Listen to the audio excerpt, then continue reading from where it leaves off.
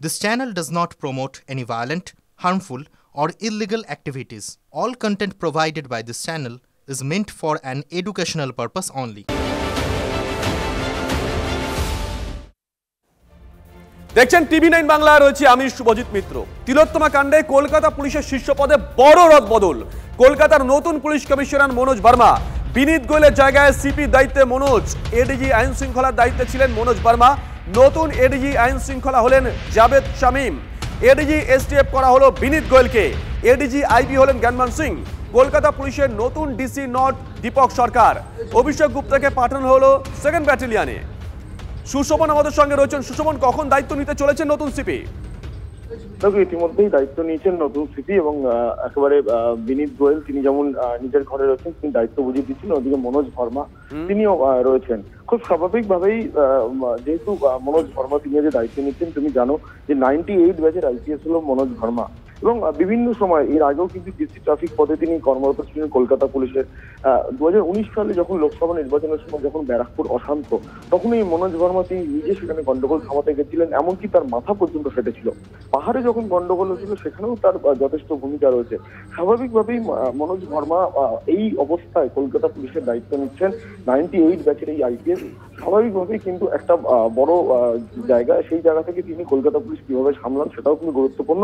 তার কারণ তুমি যেটা গুরুত্বপূর্ণ এর মধ্যে, এই ব্যারাকপুরে যখন গন্ডগোল হয়েছিল তখন মনোজ ভার্মাই পুরো পুলিশটা সামনে ছিল, সেটাও কিন্তু যথেষ্ট উল্লেখযোগ্য। এবং ইতিমধ্যেই তোমাকে যে কথা বলছিলাম যে একদিকে বিনীত গোয়েল তিনি যেমন নিজের ঘরে রয়েছেন, মনোজ ভার্মা তিনিও রয়েছেন এবং এই যে চার্জ হ্যান্ডওভারের যে প্রক্রিয়া তা কিন্তু এই মুহূর্তে চলছে। আর এরপর যদি সাংবাদিক সম্মেলন হয়, সেখানে কিন্তু নতুন পুলিশ কমিশনার কলকাতা পুলিশের সাংবাদিকদের উদ্দেশ্যে কি বলেন সেই জায়গাটা গুরুত্বপূর্ণ।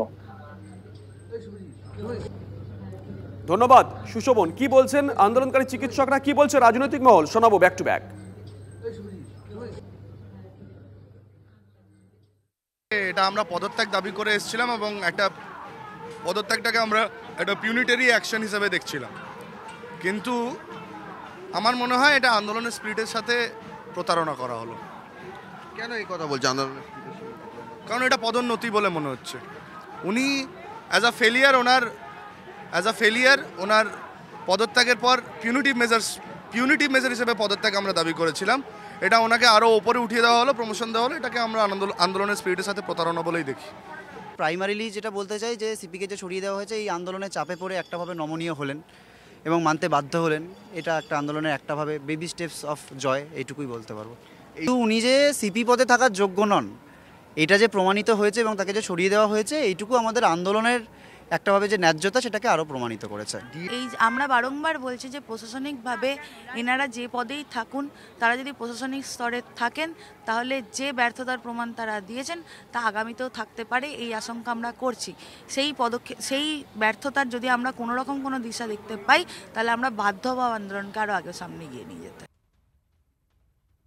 পুলিশে যে পোস্টিং হয়েছে, বিনীত গোয়েলকে এসটিএফ পোস্টিং করা হয়েছে, প্রাইস পোস্টিং। ও কাকে দিয়েছেন? মনোজ ভার্মাকে দিয়েছেন, যিনি সিপিএম এর ব্লু হোয়াইট বয় ছিল। অবিভক্ত পশ্চিম মেদিনীপুর জেলায় যিনি কুর্মী এবং জনজাতিদের উপর সবচেয়ে অত্যাচার করেছে, একটা বেয়াদব। রাস্তা কেটেছে নিজে দাঁড়িয়ে থেকে। মুখ্যমন্ত্রী বলেছেন বিনীত যেটা চেয়েছে সেটা দিব। দিস ইজ পানিশমেন্ট না সেটেলমেন্ট? ওদেরকে প্রাইজ পোস্টিং দেওয়া হয়েছে, কাউকে পানিশমেন্ট দেওয়া হয়নি। যদি কম্পালসারি ওইটিকে পাঠাতো তাহলে বুঝতাম যে জুনিয়র ডাক্তারদের দাবি মুখ্যমন্ত্রী মেনেছেন, মুখ্যমন্ত্রী অনুতপ্ত। এই মুখ্যমন্ত্রীর মধ্যে কোনো অনুতপ্ত নেই।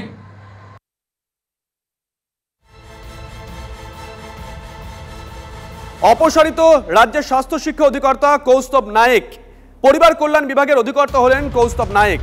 স্বাস্থ্য অধিকর্তার পদ থেকে অপসারিত দেবাশিস হালদার। দেবাশিস হালদার হলেন ওএসডি পাবলিক হেলথ।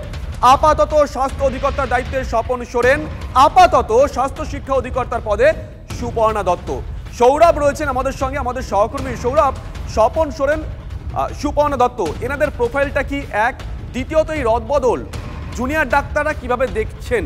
তারা কি মেনে নিয়েছেন এই দুজনকে, নতুন দুজনের অন্তর্ভুক্তি?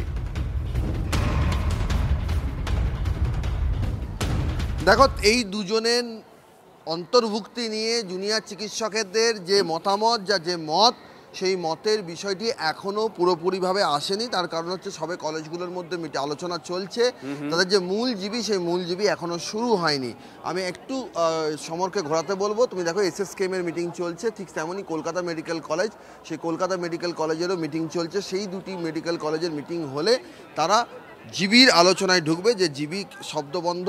সুপ্রিম কোর্টেও এদিন তাদের আইনজীবী ইন্দিরা জয় সিং জানিয়েছেন যে জিবিতে আলোচনা করে ওনারা জানাবেন যে কর্মবিরতি নিয়ে তাদের কী সিদ্ধান্ত রয়েছে। যে বিষয়টা রয়েছে যে DHS এবং DME সরানো নিয়ে তাদের মধ্যে ভিন্ন মত রয়েছে। কয়েকজন মনে করছেন যে তাদেরকে স্বাস্থ্য ভবনে রেখে দিয়ে প্রাইজ পোস্টিং দেওয়া হয়েছে, কিন্তু আবার একাংশের বক্তব্য হচ্ছে যে তারা চেয়েছিলেন যে DHS এবং DME তাদের দায়িত্ব থেকে অব্যাহতি দেওয়া হোক। সেই জায়গাটা যে রাজ্য সরকার দিয়েছে সেইটাকে তারা স্বাগত জানাচ্ছেন, যে DHS এবং DME-কে ফাইনালি তাদের দায়িত্ব থেকে অব্যাহতি দেওয়া হয়েছে, এবং তারা মনে করছেন যে এটাও কোথাও একটা সদর্থক পদক্ষেপ তাদের যে দাবি আদায়ের লড়াইয়ে তারা লড়ছিলেন সেই জায়গা থেকে। আর স্বপন সোরেন নতুন যিনি ভারপ্রাপ্ত DHS হয়েছেন এবং ভারপ্রাপ্ত DME ডক্টর সুপর্ণা দত্ত একসময় institute of health and family welfare তার ডিরেক্টর পদে কাজ করেছেন। স্বপন সোরেন ব্লাড ট্রান্সফিউশন বিভাগের দায়িত্বে ছিলেন, মানিকতলা সেন্ট্রাল ব্লাড ব্যাংক দীর্ঘদিন সেখানকার ডিরেক্টর পদে তিনি কাজ করেছেন। সব মিলিয়ে আগামী দিনে তাদের কি ভূমিকা হয় সেই বিষয়টার দিকেও জুনিয়র চিকিৎসকদের নজর থাকবে, সেটা তারা জানিয়েছেন যে তারা নজর রাখবেন যে আর কোনোভাবে স্বাস্থ্য ভবন সাফাই অভিযানে দাগ যাতে না দিতে হয় সেই বিষয়ে তাদের নজর রয়েছে এবং তারা নজর সৌরভ আমাদেরও থাকবে। জিবির পরে সাংবাদিক বৈঠক করে জুনিয়র ডাক্তাররা কি বলেন, কোথাও যাবেন না, ফিরছে একটা ছোট্ট ব্রেকের পর।